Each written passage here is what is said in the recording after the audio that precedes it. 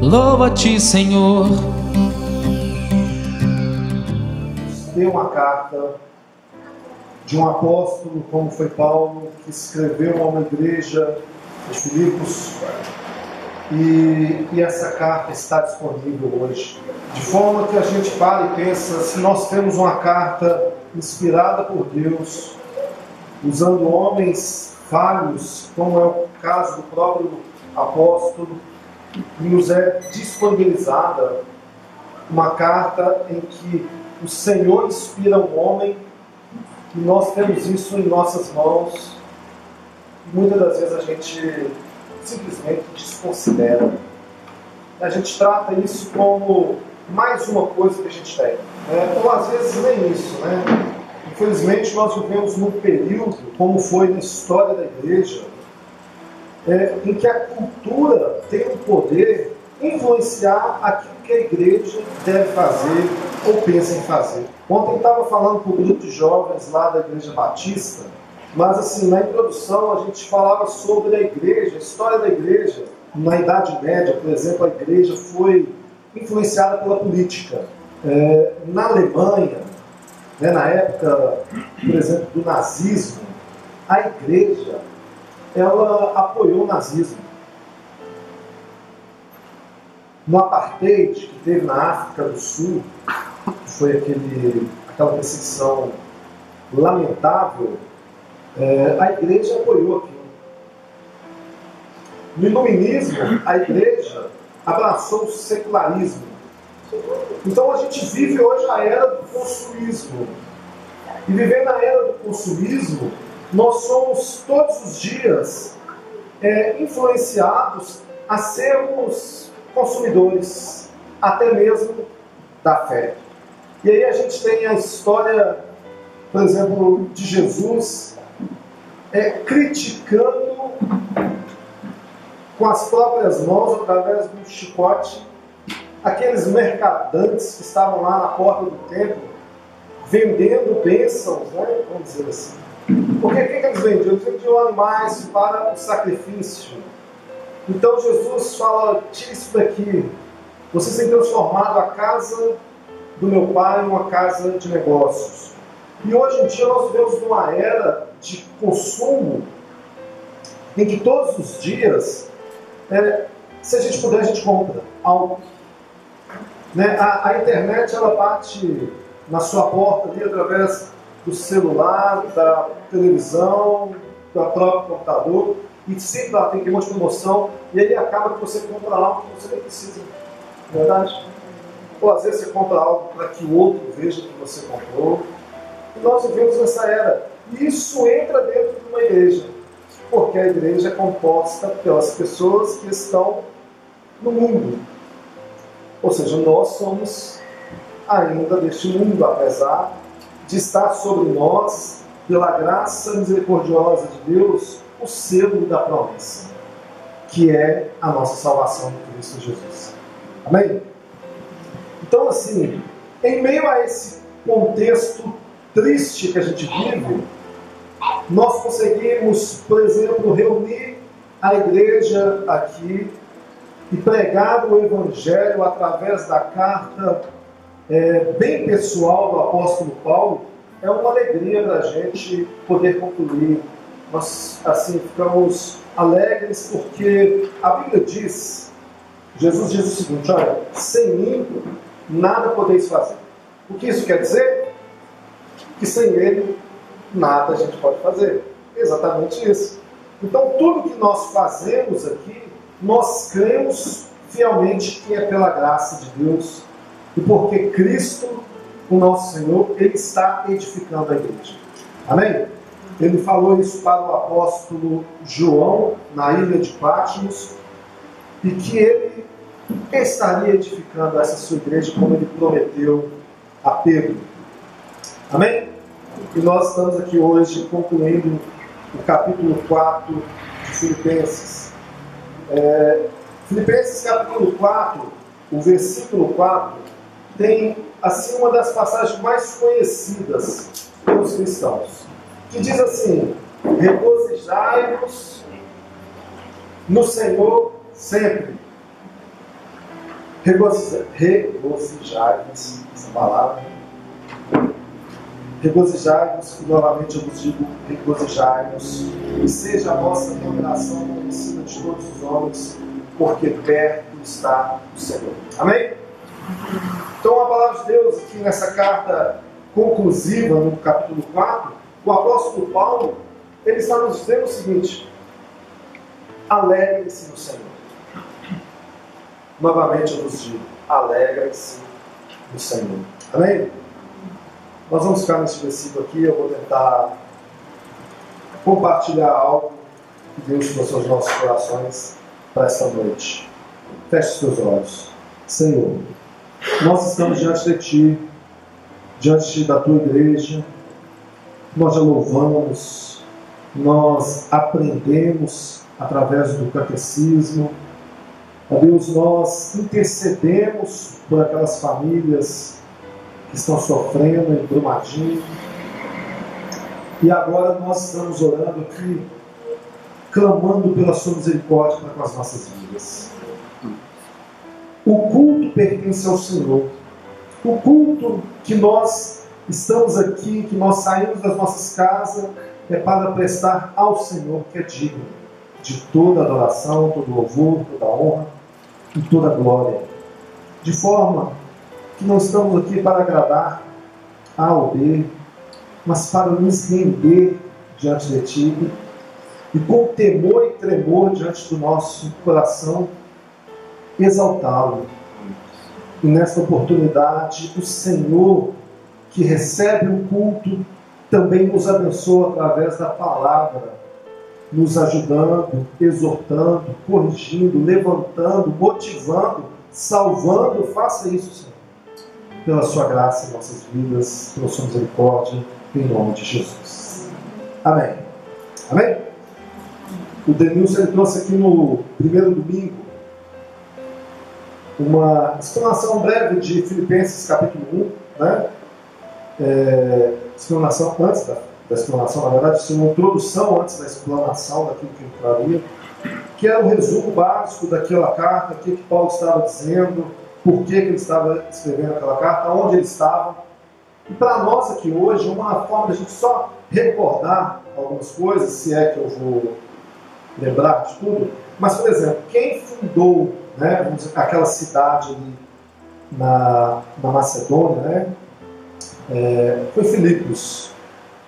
E o nome é porque o seu pai, né, ou seja, o rei na verdade, Filipe, né, que era o rei, o segundo rei, né, da Macedônia, vamos dizer, naquela época, pai daquele famoso conquistador, Alexandre, o Grande, ele funda aquela cidade. E o que ele faz? Ele transforma aquela cidade, depois o imperador Augustus, do qual a Luciana aprendeu que veio o mês de agosto, ele torna aquela cidade de Filipos uma cidade italiana, com méritos, assim, porque ela não precisava pagar imposto, então ela tinha vantagens.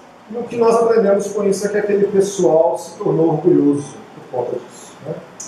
Mas, enfim, na segunda viagem missionária de Paulo, e nós lemos aqui, Deus trouxe aqui uma explanação daquele momento em Atos 16, Atos 20, onde mostra Paulo pregando e Lídia tendo o coração aberto da parte do Senhor, e ela então se convertendo, né? A mensagem foi um encorajamento aqui para que a gente viva sem desejar as coisas do mundo, mas viver desejando Deus, a pessoa de Cristo, acima de todas as coisas. Lembra que nós estamos numa era de consumo, né? Onde a gente quer coisas, onde as pessoas querem coisas, né? As pessoas vêm à igreja com o intuito de ver como que esta igreja, esta mensagem, esta oração, esta campanha, esta oração, esta o que for, pode me dar aquilo que eu quero, independente de Deus querer me dar ou não. Então, se tiver 12 unção sobre a minha vida para 12 meses de conquistas, isso faz com que as pessoas se sintam felizes, né? Alegres, desejadas de estar naquele momento, porque ela tem uma bênção agora de alguém que está no céu, que é todo poderoso e pode te dar coisas. Né? É a mesma coisa de você ir lá e comprar a Mega Sena e o dono lá da caixa, né, que faz lá o sorteio, fala assim, eu vou te ajudar. Né? Então agora as pessoas estão tratando dessa forma. Se a gente fala aqui algo do tipo, venha nas 7 campanhas aqui para que você tenha bastante coisas que você deseja, carro, casa, casamento, né, dinheiro, isso faz com que a gente se sinta assim, nossa, que bênção, né? A gente quer essas coisas. Infelizmente, isso é a história da igreja. E é o que nós temos combatido, porque o Evangelho combate isso. Né? Por isso que a mensagem foi: deseje Cristo acima de todas as coisas. Busque Ele. É o que nós colocamos ali no primeiro quadro. Jesus é a melhor e maior bênção que você e cada um de nós que estamos aqui precisamos. Ele é a maior bênção. As outras coisas são passageiras. As outras coisas passam. As outras coisas acabam. Todas as outras coisas acabam. A palavra do Senhor jamais. Amém? E o Senhor, Ele se fez disponível através dessa graça maravilhosa de Cristo Jesus. No segundo domingo eu trouxe aqui uma palavra onde mostrava exemplos para nós, em Filipenses capítulo 2, de uma vida cristã. Como que a gente poderia ter uma vida cristã? E o ápice do capítulo 2 é a explanação que Paulo está escrevendo para aquela igreja, dizendo o seguinte: Jesus, sendo Deus, não se guardou dessa condição, mas se humilhou, tomando a forma de homem, ou seja, humilhando a si mesmo e morrendo também uma morte em obediência, uma morte de cruz. E esse é o maior exemplo que nós temos. Ele diz, ele fez isso. E nós também podemos seguir esse exemplo de humilhação, porque aquele que se humilha diante de Deus, diz Tiago, ele vai se exaltar. E você pode ser humilhado aqui nessa vida.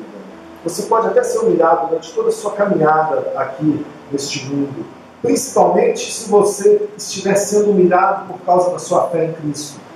Porém, diante do Senhor aquele dia, a palavra de Deus diz que ele dirá: vem a mim, benditos do meu Pai, porque eu tenho preparado para vocês um reino, desde a fundação do mundo. Vocês serão chamados benditos do Senhor. Isso é uma graça maravilhosa que o Senhor nos permite e que nós iremos viver.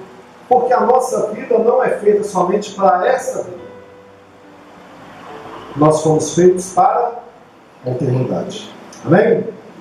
Nós fomos chamados para algo bem maior. E Paulo continua mostrando aquela igreja de Filipenses, dizendo o seguinte: ele não somente se humilhou, né, mas ele morreu. E por conta disso, o Senhor deu a ele um nome que é acima de todo nome, do qual todo joelho vai dobrar e toda língua confessará que Jesus Cristo é o Senhor, para a glória de Deus. É basicamente aquilo que Deus fez com Abraão. Quando a gente vê Abraão saindo da sua terra, saindo da sua parentela, saindo do meio daquelas coisas que eram agradáveis para ele. Abraão vivia no meio de idolatria, nós vivemos no meio de idolatria. Abraão tinha na sua família, ou seja, também a idolatria, porque eles eram, como se diz, a cultura, a tradição, fabricantes de ídolos, que adoravam, inclusive, a lua. Mas Deus chama para que ele saia daquela terra, saia daquela vida, saia daquela parentela. E Abraão obedece. E ele sai rumo à direção que o Senhor falou para ele. O Senhor então promete a Abraão: eu vou te dar algo, Abraão, que obedeceu. Agora, lembra de Abraão? Abraão não tinha o que nós temos, irmãos. Abraão não tinha as escrituras. Abraão não tinha o relato da criação. Abraão não tinha um relato posterior ao chamamento dele. Abraão não sabia como seria a vinda de um Messias, como ele poderia abençoar todas as famílias da terra. Abraão não tinha a revelação completa do plano de Deus, desde a criação do homem até a consumação dos séculos com a igreja e Cristo. Ele não tinha. Você vai pensar sobre isso? E o que acontece? Ele obedece. Agora, quem narra a história, quem escreve a história do chamamento de Abraão em Gênesis capítulo 12, poderia ter feito algo diferente, né? Olha eu e Denilson, a gente comenta sobre isso, a gente fala assim, por que não escreveu isso? Aí a gente fala, comenta e fala assim, mas Senhor, nós sabemos que o Senhor fez do jeito que era para ser. Não estamos reclamando, nem criticando e nem falando que o Senhor fez errado. Né? Que nós não somos loucos a esse ponto. Mas quem escreveu podia ter feito detalhes. Ou Deus poderia ter permitido os detalhes. Poderia ter sido como C.S. Lewis, que fala, ao escrever as Crônicas de Nárnia, coloca, olha, as árvores, né, elas mexiam para a direita, para a esquerda, as folhas, então tinha aquele movimento, o vento, então, detalhes por detalhes. Agora, nós não sabemos como foi o chamamento de Abraão no sentido da coisa, se ele somente ouviu uma voz, ou se Deus se manifestou de forma teofânica diante dele. O fato é que agora um ex-adorador de ídolos, ele agora está tendo um relacionamento com um Deus vivo, que fala, um Deus que vê, um Deus que tem relacionamento. E este Deus transforma a vida de um Abraão para agir por meio da fé, sair e abandonar sua casa, sua família, quebrando laços que de repente a gente não faz ideia o tamanho, para ir cumprir uma vontade bem maior, que era de glorificar a Deus. Amém? E por que Abraão então faz isso? Porque ele, primeiro, foi obediente e segundo, que ele queria glorificar a Deus. E nós? Nós também tivemos um chamamento igual a esse. Nós estávamos num mundo de idolatria, nós vivíamos uma vida de pecado, nós estávamos mortos para o nosso relacionamento com Deus. Efésios 2, 1 diz que nós estávamos mortos em nossos delitos e pecados. Romanos 3, 23 declara que todos pecaram e destituídos estão da glória de Deus. Salmos 14 vai dizer, o tolo diz no seu coração, não há Deus, não há quem busque a Deus, que é basicamente onde Paulo tirou essa situação e escreveu Romanos 3, 23. Mas nós estávamos assim. E a gente pode parar e analisar e refletir um pouco agora. Se nós não tivéssemos sido chamados pelo Senhor para vir para fora, para abandonar as velhas coisas, para sair do meio daquela vida de idolatria, aonde nós estaríamos agora? Você já parou para pensar como seria a sua vida agora se você tivesse continuado o ciclo dela sem ter conhecido um Deus vivo que se relaciona? Você já parou para pensar que de repente, se você estava preso no pecado, que tinha o poder sobre a sua vida, hoje você estaria muito mais envolvido nesse pecado? Porque a Bíblia é clara em dizer que um abismo chama outro. E você nunca vai estar satisfeito. Então, o que acontece com os usuários de droga? Começa com um cigarro. Aí tem um contato com um amigo, ele começa a oferecer lá a maconha, e o cara começa a usar a maconha. Aí ele está ali, de repente, assim, não precisa de algo mais forte, vai para a cocaína. Vai que ele não consegue manter a cocaína, ele vai para o crack. E aí a gente vê a situação triste e lamentável que tem vidas ali por aí. Um vai chamando o outro. E nós também estávamos nessa condição. Graças a Deus por nosso Senhor Jesus Cristo, que nos chamou. Então, o que Paulo está escrevendo a Filipenses capítulo 2? Olha Cristo um exemplo. Ele começa falando ali, vocês têm que ser unidos. Vocês têm que ver que cada um dos seus irmãos fazem parte do mesmo corpo. Todos fazem parte de um único corpo onde Cristo é o cabeça. De forma que você não pode maltratar parte do seu corpo. Ele diz, inclusive para aquela igreja, você deve tratá-los como superiores a você. Então você deve olhar para aquele seu irmão ou sua irmã que sair e pensar o seguinte: essa pessoa que de repente eu posso ter pensamentos negativos ou preconceituosos ou equivocados sobre ela, ela é superior a mim. Eu tenho que ver ela superior a mim. Isso é um princípio básico do cristianismo. Você vê o seu próximo como superior a você.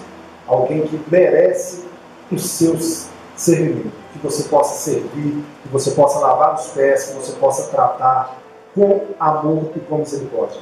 Porque foi exatamente isso que Jesus fez. Jesus olhou para nós todos pecadores. Olhou para nós todos fracos. Olhou para nós todos inimigos de Deus. Olhou para nós como criminosos. E o que Jesus fez?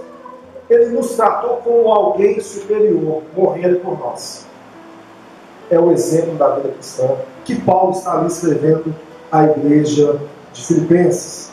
E aí nós chegamos no capítulo 3, onde nosso missionário Daniel, no último domingo, explanou aqui algumas exortações que Paulo trata com aquela igreja. E o interessante da gente olhar a carta de Paulo aos Filipenses é que é uma carta muito pessoal. Se você pegar aí a carta de Filipenses, você vai ver o capítulo 1, ele dizendo o seguinte: Paulo e Timóteo, servos de Cristo Jesus, a todos os santos em Cristo Jesus que estão com os bispos e diáconos em Filipos.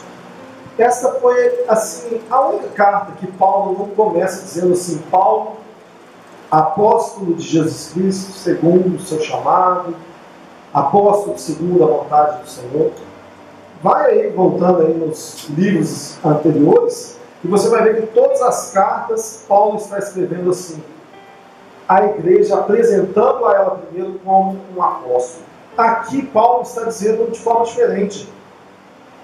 Ele está tratando, eu e Timóteo somos servos de Cristo. Nós estamos aqui para servi-los, né? Nós estamos aqui para abençoá-los. E aí o que Daniel trouxe aqui? O cuidado que Paulo teve para com aquela igreja, para com os falsos profetas, com aquilo que ele chama no versículo 2 de cães, maus obreiros, aqueles que ficam anunciando uma falsa circuncisão, porque a circuncisão verdadeira qual é? Aquela que Cristo fez em nossas vidas. Amém? Eu vou começar ainda daqui a pouco. Eu vou começar. E aí ele continua com algumas passagens que são muito conhecidas neste capítulo 3, como por exemplo o verso 7, onde ele diz assim, ele está fazendo uma apresentação dele, porque ele fala, aquelas pessoas confiavam na carne, confiavam na falsa circuncisão, e aí ele fala o seguinte: olha, eu poderia confiar na carne, porque fui circuncidado ao oitavo dia, era da tribo de Benjamim, hebreu de hebreus, quanto à lei eu era fariseu, quanto ao zelo da lei eu persegui a igreja de Cristo, quanto à justiça que há na lei eu era irrepreensível. Então olha que exemplo para nós. Agora ele está falando isso para uma igreja que ele conhece, a igreja que ele mesmo plantou, A igreja que ele tinha conhecimento das pessoas, sabia o nome das pessoas, tinha carinho para contar as pessoas. E ele novamente está explicando isso. Olha, eu tinha todas essas coisas, irmãos, mas olha o versículo 7. Mas o que para mim era lucro, passei a considerar como perda, por amor de Cristo. Versículo 8. Eu as considero como esterco, para que eu possa pegar a Cristo. Aí uma análise para nós que estamos aqui. Nós que fomos chamados, nós que, como o pai Abraão, estávamos no mundo do consumo da idolatria, no mundo anti-Deus, agora estamos na família de Deus, estamos recebendo orientação da parte de Deus. Deus quer te orientar, Deus quer que você não caia no erro, Deus quer que você tenha um caminho abençoado, Deus quer que você seja guardado, protegido por Ele.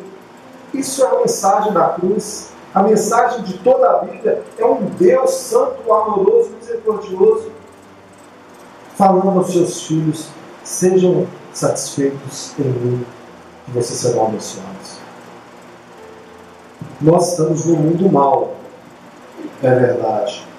O mundo jaz no maligno. Todas as coisas aí fora têm o propósito de nos afastar de Deus. Todas. A internet, que é uma bênção, também é uma maldição. Não é? A televisão, que é uma bênção, também é uma maldição. A cama, que é uma bênção, também é uma maldição. Por quê? Porque, infelizmente, eu só vou associar a cama à preguiça. Então, quando você é uma pessoa preguiçosa, a Bíblia te condena lá em Provérbios 6, ela fala assim: você deve ter com as formigas, seu preguiçoso. Olha para as formigas, você vai ficar olhando as formigas vão lá trabalhando. E nós, eu não vou ler a Bíblia,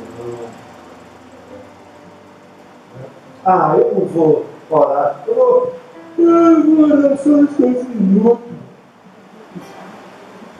E aí a gente lembra daquilo que sempre falamos aqui. As pessoas dizem assim, quando estão mais avivadas, né? Mais cheias, dependendo assim da motivação, na oração, ela começa: Senhor, eu sou um pobre, miserável, cego e nu. Né? Segue lá a Bíblia. Você pega os exemplos, né, das palavras dos apóstolos, aquilo que Jesus condena. Olha, eu sou o pior dos pecadores, eu não mereço a tua graça, eu não mereço a tua bondade. Faz uma declaração de falsa humildade. E aí vem o mal, não é? Porque, não se engane, nós vivemos em um mundo mau, e o mal pode vir até cada um de nós. Jesus disse o seguinte: no mundo tereis aflições, mas tende bom ânimo. Eu venci o mundo e vós? Vencerá? Não vence não. Não tem vós não. Eu venci o mundo, acabou o versículo. Nossa vitória está em Cristo. O que a gente faz então quando vem o mal? Senhor, por que eu estou vivendo isso?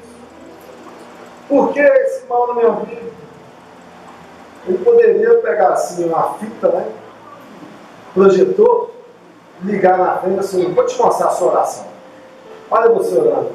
Aí você está lá: eu sou um miserável, pobre, cego do mundo, eu não mereço. Daí, porque isso é a verdade. Nós já sabemos dessas coisas, e a preguiça faz com que a gente viva uma vida mais ou menos diante do Senhor. Eu fico, em média, 10, 12 horas na frente do computador, trabalhando com isso o dia inteiro. Tem mais de... Estou falando data aqui demais, está parecendo velho, né? Mas já tem mais de 18 anos. Na verdade, em 96 eu comecei a mexer, mas de 2000 em diante foi sequencialmente um dia inteiro na frente do computador. De forma que quem viveu 20 anos na frente do computador Qual que é a situação que vocês acham que eu vivo hoje por causa disso? Primeiro, que minhas vistas já não estão tão boas mais como antes. Né? O problema de eu falar isso aqui é que minha mãe fica me ouvindo tudo. Aí depois fala com você. Mas as vistas já não é mais a mesma. A coluna já não é mais a mesma. O corpo já não tem mais. Aí vem o chocolate. Está falando, tem que parar de chocolate. Ah, Jesus. Mas o pior disso tudo é o vício. 20 anos na frente do computador, vocês acham que eu sou um viciado no computador? Não nem vai ver que está ligando. É uma maldição. E hoje nós somos viciados, por exemplo, em celular. Né? Você acorda, pega o celular. Para nem conseguir enxergar ainda. Hoje cheio de revela. Mas tem que ligar o celular. E aí a gente consegue ficar 4, 5, 6 horas na frente do computador, na internet, e não consegue ficar 1 hora lendo a Bíblia. Não consegue ficar 1 hora orando. Então, não é um problema. É a cultura do consumo, da idolatria, dos ídolos nas nossas vidas. E Paulo está aqui escrevendo com a igreja que ele ama, falando justamente sobre isso. E por que nós estamos aqui? Porque nós também somos a continuação dessa igreja. E Deus está nos falando a mesma coisa. Está chamando a nossa atenção para as mesmas coisas. Mostrando exemplos bíblicos para que a gente possa se atentar, observar, refletir, olhar as nossas vidas e pensar: será que eu estou no caminho certo? Será que é isso que Deus quer para mim? Será que a minha vida realmente está uma vida que agrada ao Senhor?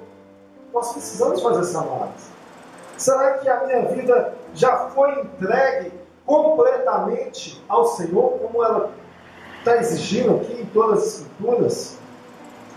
Olha o que Paulo diz: eu considero todas as coisas como esterco, como lixo, todas as coisas, para que eu possa ganhar a Cristo. E Daniel, eu estou no Daniel.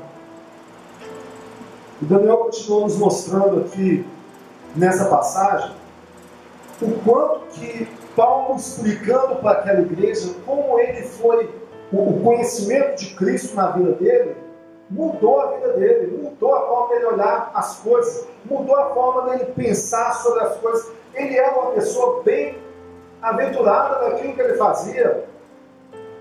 Acabou de descrever, hebreu de hebreu, ou seja, o fariseu com conhecimento irrepreensível ali das Escrituras. As pessoas olhavam para ele: olha, este homem ele tem autoridade.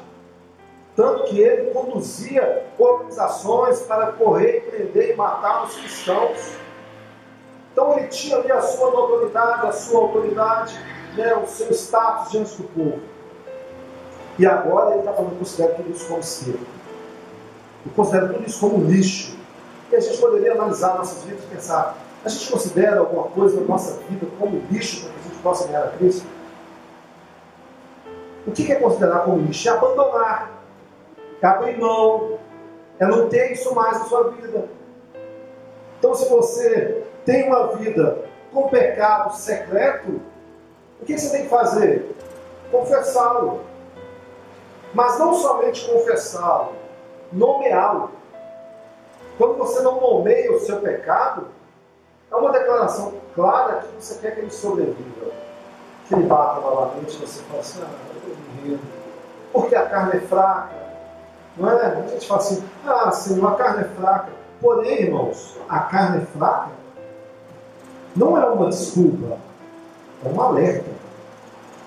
Deus diz o seguinte para nós: a carne é fraca. Isso é um alerta. A mesma coisa do tipo: não atravessa a rua sem olhar. Você pode ser atropelado. Então, a carne é fraca é para isso. Porque a gente, fique atento. Se for cair, irmão, cai de joelhos em adoração ao Senhor, em oração, em busca ao Senhor. Reflita na sua vida nessa noite. O que você tem feito que o Senhor não agrada, que você não consegue abandonar, pede ajuda a alguém. Nós falamos sempre sobre isso aqui. Compartilha com alguém que você tem aí mais intimidade, mais confiança. Olha, isso me atrapalha, isso quebra a minha intimidade com Deus, isso quebra a minha comunhão, isso faz com que eu não tenha coragem de chegar diante do Senhor e orar de forma sincera, porque eu estou igual Eva e Adão ali, escondendo no meio do mato, dos arbustos, enquanto o Senhor está passando no jardim. Procure alguém, confesse, fala se eu preciso de ajuda com isso. Ah, mas a pessoa vai achar que eu não sou mais cristão, porque eu vou confessar esse pecado. Irmãos, todos nós estamos aqui. Todos somos pecadores. Todos somos fracos. Acabei de falar aqui de um vício devido aos meus muitos anos, e sabe-se lá por mais quantos anos, porque eu ainda trabalho com isso, vou continuar trabalhando com isso, vivo com isso, faço todas as coisas isso, e agora isso faz parte do nosso dia a dia. O problema é quando isso tira a sua paz. Isso tira, por exemplo, o seu relacionamento com a sua família. Isso tira o seu relacionamento com a igreja. Isso tira o seu relacionamento com outras pessoas. Você está ali, essa geração nossa aí, ó, é um perigo esses negócios, celular, videogame, perigo. Esses meninos estão crescendo, nós chegamos a ter isso, mas demorou para ter. Né? Quando o Atari chegou na casa dos ricos. Né? A gente só ia lá e ficava olhando assim. Um dia eu ainda botei, nossa, tinha aquela televisão preta e branca. E chegava na televisão lá assim, ó, tac, tac, tac, para trocar de canal. Era chato levantar. Então a gente não ficava vendo esse canal o dia inteiro, porque levantava.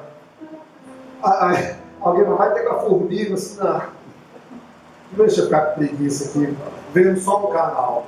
E aí nós fomos todos educados pela Rede Globo, terror de televisão. A televisão dava esse problema lá, você colocava um bombril, né? Você lembra? Ficava subindo assim, descendo. Por causa do videogame que chegou, as mensagens, videogame estraga, né? Estragava nada. Aí a gente teve, né? Televisão preta e branca, veio aquele tela verde na frente, assim, nossa, agora. Nossa, tem televisão colorida, quase. Que pobreza. Agora, esses meninos, não. 3 televisão, 4 televisão, videogame, celular, tablet. A situação desses meninos é mais preocupante. É o que eu falo para a Fabiana, a gente tem que ficar atento a esses meninos, daqui a pouco, eles estão dependentes disso. Olha, ele veio dependente, veio para cá, trouxe. Então nós precisamos estar atento a isso. Versículo 14 do capítulo 3, esteja com sua Bíblia aberta. Né? E tem alguns pregadores que dizem, desconfie de quem manda você fechar a Bíblia. Que o cara costuma ler um versículo e nunca mais voltar a ler. E eu quero chegar lá em Filipenses 4:4. Eu sigo para o alvo, pelo prêmio do chamado celestial de Deus em Cristo Jesus. Por isso, todos os que somos aperfeiçoados tenhamos esse mesmo modo de pensar. E se em alguma coisa pensar de outro modo, Deus venha nos revelar. Mas prossigamos na medida da perfeição já que atingimos. Irmãos, sede meus imitadores e prestai atenção nos que andem conforme o exemplo que temos em nós. Qual é o exemplo que nós temos de cristãos? Aqueles que estão nas Escrituras.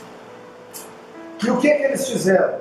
Doaram sua vida para o propósito de Deus. Abriram mão, saíram. A igreja atual, igual eu disse no princípio, a igreja que abraçou a cultura do consumo, ela vem muitas vezes, quando eu falo ela vem, eu estou falando a todas as igrejas. As pessoas vêm e pensam assim, o que essa igreja pode oferecer? Né? O que essa igreja tem aqui para os meus filhos? Ou o que essa igreja aqui pode me dar? Né? Porque eu me sinta bem. Ou muitas das vezes a gente faz alguma análise do tipo, A igreja ali é um lugar onde eu me sinto bem, as pessoas que estão ali parecem um pouco comigo, então é um lugar onde eu participo ali uma vez por semana e estou de boa. É a mesma coisa se você ir num clube, é a mesma coisa de você ir no teatro, é a mesma coisa de você ir no estádio de futebol. O estádio, por exemplo, que é um exemplo bem para a gente mostrar aqui, tem lá, igual teve hoje Atlético Cruzeiro. Se você é um atleticano, você vai ali, gosta de futebol, gosta do Atlético, está no meio das pessoas que gostam da mesma coisa. Se você é um cruzeirense, está ali no meio da pessoa do Cruzeiro, gosta de futebol, está ali com as pessoas que gostam da mesma coisa. Então, muitas das pessoas tratam a igreja dessa forma. Há um rótulo, um lugar onde eu posso passar o tempo. Porém, a gente aprende nas Escrituras, usando Paulo como imitador, ou seja, imitando Paulo, ou imitando aqueles que agem como ele. O que eles fizeram? Eles abriram mão de tudo em prol do Evangelho, em prol da vida com o Senhor. Então nós precisamos observar a vida desses exemplos que tem para nós, porque senão a gente corre o risco de observar as pessoas que estão do nosso lado. Aí a gente vai ver o seguinte: o irmãozinho aqui, né? Ele vem na igreja mais ou menos, de vez em quando eu vejo ele orando, ele é uma pessoa que não fala muito da palavra de Deus, ele curte de tudo, né? Ele é meio, sei lá, ele gosta de funk, né? Ele vai lá no Mancabinha, então ele é um crente. Aí você pega essa pessoa como seu exemplo, e fala assim: então eu estou crente também. Só que você pegou um péssimo exemplo. A pergunta que você tem que se fazer é se você é um exemplo para alguém. Se alguém pode olhar para você e falar assim: que cristão. Me deixa constrangido essa pessoa, porque ele é uma pessoa que fala da palavra de Deus, que ama a palavra de Deus, que mostra que ama o próximo, que está preocupado com o próximo, que serve na igreja, que serve na comunidade, que respeita os seus pais, que honra os pais, que respeita o seu cônjuge, tem filhos que o respeitam. Então nós precisamos fazer essa pergunta. E aí Paulo chega então no capítulo 4. Amém? Lembrando, irmãos, que a carta de Paulo aos Filipenses não tinha nem capítulo e nem versículo. Era uma carta. E o que eles faziam quando Paulo escrevia uma carta para a igreja? Eles iam naquelas igrejas daquela cidade e liam toda a carta. Então imagina que nós hoje estamos aqui com uma carta bem pessoal do apóstolo Paulo, que só tem 4 capítulos, mas a gente tem, por exemplo, um Romanos, um Coríntios, que é muito mais de 15 capítulos. Coríntios, por exemplo, são 2 cartas. E aí ele chegava lá e ia ler, né, os bispos, diáconos, ou aquele que estava presbítero conduzindo aquela igreja na ausência de Paulo, lia toda a carta. E aquelas pessoas que estavam lá, como que elas se sentiam? Nossa, chegou uma carta do apóstolo. Que alegria! Quem é que gosta de receber carta? Vocês lembram disso? Antigamente, você pegava um papel, sabe o papel? Papel. Isso aqui, ainda sabe, né? Os meninos ali, eu tenho que ficar mostrando, isso é papel, né? Isso é livro. Daqui a pouco os meninos já nascem pegando o livro assim, assim, uai. Né? Não passa. E aí chega o Kindle da massa, Denise Daniel, e atrapalha ainda mais o problema. Mas vamos lá. A gente escrevia uma carta, mandava uma carta para outra pessoa, esperava o Correios, bendito Correios, né? 5 dias, 10 dias, 15 dias, e aquela pessoa recebeu uma carta, né? Aquela carta lá, um monte de garrancho, né? Mas era legal, não era? Você lia a carta toda, sim ou não? Sim. Todo mundo lê a carta toda. Agora imagina se a gente faz o que é comum nos dias de hoje. Senhor, fala comigo. Eu preciso de ouvir. Aí você abre assim, né? Abre mais ou menos o olho para ver se não está lá nos Juízes, se não está nos livros de crônicas, porque lá corre o risco do Senhor estar falando assim, vou matar, vou destruir. Você pega aqui mais um meio aqui do Novo Testamento, abre assim, tá, mete o dedão e fala assim, Filipenses 4,13, posso todas as coisas naquele que me fortalece. E aí fecha a Bíblia e sai feliz. Agora eu posso todas as coisas. E não entende nada do contexto. O Senhor nos deu uma carta. O Senhor nos deu uma mensagem. Aqui ele inspirou o apóstolo Paulo a escrever através de uma carta pessoal para uma igreja em Filipos, mas que serve para nós aqui hoje. Então, quando você lê a carta, leia toda a carta. Amém? Para você não correr esse risco de eu perguntar, tudo bem com vocês, irmãos? E vocês, tudo posso, né? Quase um jargão, sem entender nada. Tudo pode o quê? Você pode matar? Você pode sair aí, prostituir? Você pode sair aí, roubar alguém? Você pode sair aí, ficar fofocando da vida do outro? Você pode todas essas coisas? Daquele que está te fortalecendo? Claro que não. Agora, fala no início de cada um ser igual uns aos outros, e depois de algumas orientações, mas aqui ele está sendo feliz. Ele diz aqui no versículo 2, Evódia e Sintique, que entrem em acordo. Então, percebe que ele está tratando de individualidades, mostrando, olha, essas pessoas têm algum problema, mas resolvam este problema, não vivam com eles. Tá? Ou seja, e aí ele vai tratar do problema do século, que é o problema desde a igreja primitiva. Qual é o problema? A ansiedade. Porém, antes, o versículo 4:4, alegrai-vos no Senhor. É interessante a gente pensar o seguinte, Paulo falando, olha, alegrai-vos, regozijai-vos sempre no Senhor. Quem está escrevendo isso? Um homem perseguido e preso.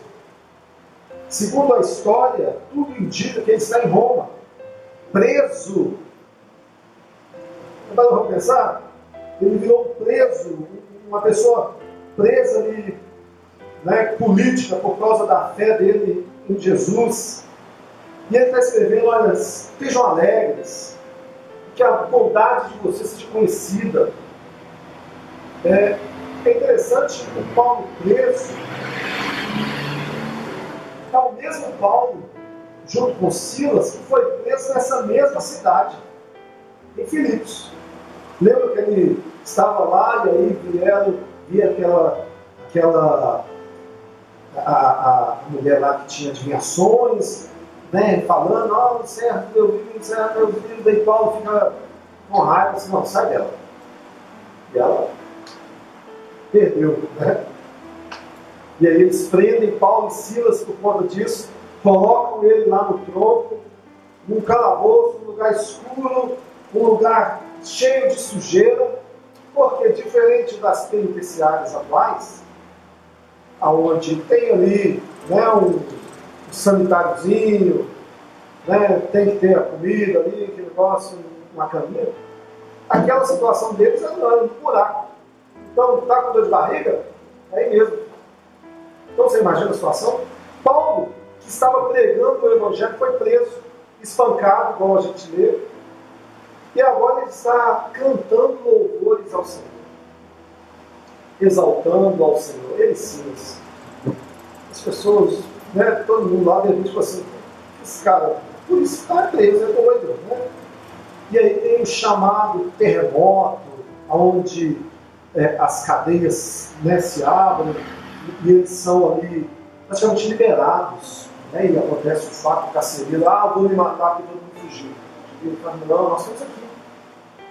Né? Crê no Senhor Jesus, ele também se converte, toda a casa dele também. Então aquele carcereiro acaba se tornando irmão da fé. É este mesmo Paulo que estava preso, que cantou louvores, que agora está preso de novo, e essa notícia da prisão dele se torna conhecida de todos. É que esse mesmo Paulo está falando, olha, regozijai-vos, alegrai-vos sempre no Senhor, e a sua bondade seja conhecida. Então isso pode fazer com que a gente também pense um pouco na nossa atual situação. Nós vivemos numa era maligna, onde milhões de bebês estão sendo mortos todos os dias.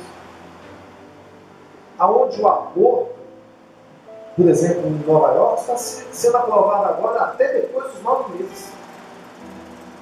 Eu não quero mais. Você consegue imaginar a malignidade disso tudo? E o quanto que nós vamos colher disso? Porque juízo virá. A gente consegue, no meio de uma circunstância como essa que a gente está vivendo, regozijar em meio a isso tudo? Paulo está nos mostrando que por causa de Cristo nós podemos estar regozijados nele, mas nunca satisfeitos com essa nossa cultura. O versículo 6 que eu falei aqui é o versículo do problema desde a época da igreja. Olha só que coisa, né? Ansiedade. As pessoas nunca foram tão ansiosas. E por conta da ansiedade, procurando psicólogos, terapeutas, ou buscando refúgio em vícios. Por conta da ansiedade, Paulo está dizendo para ele o seguinte: não andeis ansiosos por coisa alguma. Versículo 6. Pelo contrário, sejam vossos pedidos plenamente conhecidos diante de Deus, por meio da oração e súplica, e a paz de Deus, que ultrapassa todo o entendimento, guardará o vosso coração e os vossos pensamentos em Cristo Jesus. Quanto mais, irmãos, tudo que é verdadeiro, tudo que é honesto, tudo que é justo, tudo que é puro, tudo que é amável, tudo que é de boa fama, se há alguma virtude e se há algum louvor, nisso vocês devem pensar. O que Paulo está nos ensinando para essa igreja? Primeiro, que nós não devemos andar ansiosos. A Bíblia, não somente nessa passagem, mas em diversas, vai nos ensinar que nós devemos lançar toda a nossa ansiedade no Senhor. E o problema da ansiedade, muitas das vezes, é porque ela vai estar aqui na sua mente e você vai ficar ali pensando sobre isso o tempo inteiro, alguma coisa, pensando sobre o dia de amanhã. O que vai acontecer amanhã? Será que eu vou ter comida amanhã? Será que eu vou ter o que fazer amanhã? Será que amanhã eu vou estar vivo? Uma ansiedade louca. E Jesus já nos ensinou sobre isso. E aqui Paulo está falando também, novamente, olha, que as suas orações, isso você leve diante do Senhor em oração. Fale com o Senhor, converse com Ele, coloque diante do Senhor todas essas coisas. Porque Ele está dizendo o seguinte, que a paz de Deus vai estar no seu coração, para você não viver uma vida de ansiedade. E como que a gente faz isso? Paulo ensina. Pense em coisas boas. Pense naquilo que é honesto. Pense naquilo que traz louvor, naquilo que é de boa fama. E aonde que a gente tem isso? Ele mesmo diz: aquilo que aprendestes, recebestes, ouvistes e vistes em mim, Paulo está dizendo. Tudo isso vocês devem praticar. E o Deus de paz, paz para você não viver em ansiedade, estará convosco. É o que ele está nos ensinando. Então, o que isso quer dizer para nós? Aquilo que Tiago nos ensina, que as nossas obras de fé, elas devem ser acompanhadas por obras. Tiago 2,16, ele diz o seguinte: olha, você diz que ama a Deus, que ama o teu próximo. São os dois mandamentos: amar a Deus acima e amar o teu próximo.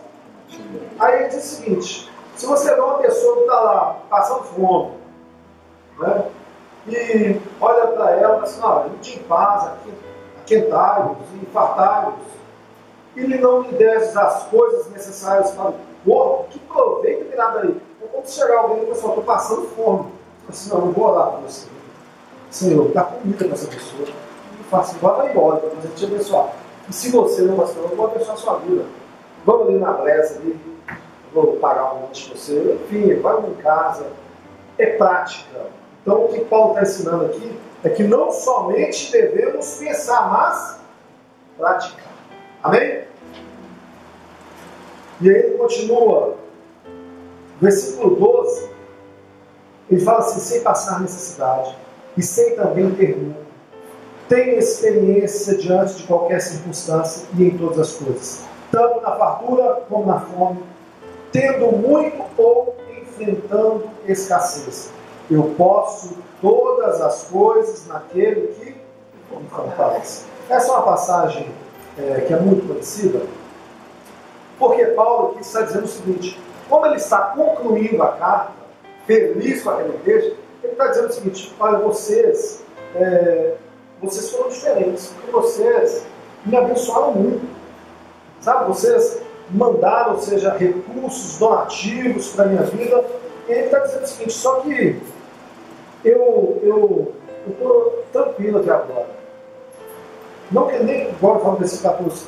Todavia, né, versículo 14, todavia fizeste bem participar da minha aflição, né, 15, sabeis, ó Filipenses, que no princípio do Evangelho, quando eu parti da Macedônia, nenhuma das igrejas se comunicou comigo quanto a dar e receber, mas somente a vós, pois enquanto eu estava lá em Tessalônica, supriste as minhas necessidades, não somente uma vez, mas duas. Então ele está dizendo o seguinte: olha, vocês foram diferenciados, vocês participaram da minha vida, participaram e fizeram com que o Evangelho se expandisse. Porque como que Deus trabalha no meio da igreja? Por meio da igreja. Não é isso? Quando você lê 1 Coríntios, capítulo 14, lá que tem os dons, Deus deu dons à igreja para quê? Para a edificação do corpo da igreja. Então por que Deus chama os homens para participar? Para que nós possamos viver na prática a fé em Jesus Cristo, a fé em ser igreja. O que ele está dizendo aqui é justamente isso. Se não fosse a igreja, se não fosse vocês, eu sei que Deus teria os seus recursos, mas vocês fizeram que isso fosse possível, que ele pudesse viajar, que ele pudesse ter o que comer, que ele pudesse ter aonde deitar, aonde dormir, porque eles estavam sustentando a vida do apóstolo Paulo. Para nós, isso deveria nos chamar um pouco a atenção de como que a gente trata os recursos que Deus nos dá. Todos os recursos que nós temos, todos vêm de Deus. Todos. Não se engane. A não ser que você creia que Deus é mais ou menos. Que Deus, a não ser que você creia aquelas mensagens antigas que a gente ouvia por aí: faça a sua parte e eu vos ajudarei. Se fizer a sua parte, você não faz nada. O bem que há em você é graça de Deus. O amor que há na sua vida é graça de Deus. A compaixão, a misericórdia, a fé que você tem é graça de Deus. Por que você tem fé? Porque Deus te deu. Não é isso? A fé não vem de vós. Por quê? Para que ninguém venha se vangloriar. Não está escrito? Mas veio de Deus. Deus nos deu. Se Deus não nos desse fé, nem fé a gente teria. Olha que coisa. Por quê? A gente disse lá no início: porque nós somos inimigos de Deus. Nós éramos inimigos de Deus, porque agora não mais. Amém? Agora nós fazemos parte da igreja, selados pelo Espírito do Senhor, somos chamados filhos de Deus, temos uma santa vocação que é viver eternamente com o Senhor. O Senhor nos chama todos os dias, de forma que Ele está te chamando aqui hoje também. Ele te chama para a intimidade. Aonde você está aqui agora? De repente você está aqui, sua cabeça está lá longe, né?